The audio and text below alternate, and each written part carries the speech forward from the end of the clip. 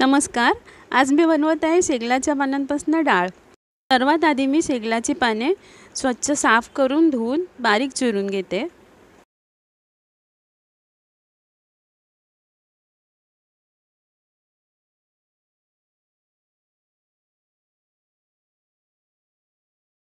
शेगलाची पाने चिरून झाल्यानंतर आता मी एक छोटी वाटी तुरीची डाळ आणि समप्रमाणात मुगाची डाळ घेऊन धुवून घेतली आहे.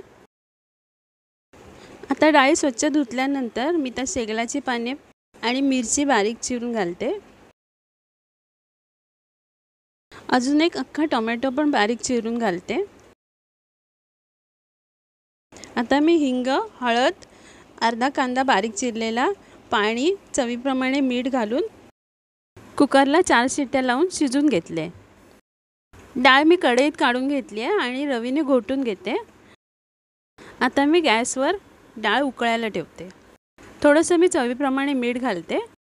आता मी फोडणीसाठी तेल गरम करून घेतले. त्यात 2 सुक्या लाल मिरच्या, राई, जिरं, बारीक चिरलेला लसूण, कढीपत्ता, हिंग आणि काश्मीरी लाल मिरची पावडर घातले. यात कोथिंबीर घालून आता मी डाळीला वरून फोडणी घालते.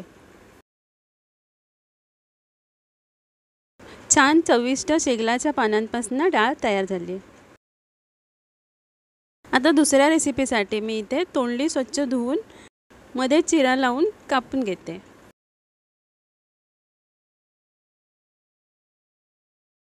यात मी बटाटा उभा चिरून घेतलाय. तव्यावर 1 चमचा तेल घेऊन त्यात कोथिंबीर, लाल मिरची पावडर, हळद आणि 2 चमचे भाजलेलं कांदा, खोबरं, आले लसूण पेस्ट घालून थोडंसं पाणी घालून परतून घेते. त्याप्रमाणे मीठ आणि भाजलेलं शेंगदाण्याचं कूट घातलंय. आता कोथिंबीर आणि बारीक चिरलेला कांदा घालून मिक्स करून घेते. मिश्रण थंड झालंय. आता मी ते तोंडलीमध्ये भरून घेते.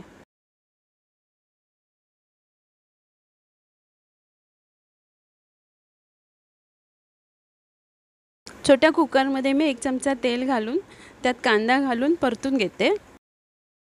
कढीपत्ता, प्रमाणे मीठ, थोडीशी लाल मिरची पावडर आणि हळद घालते.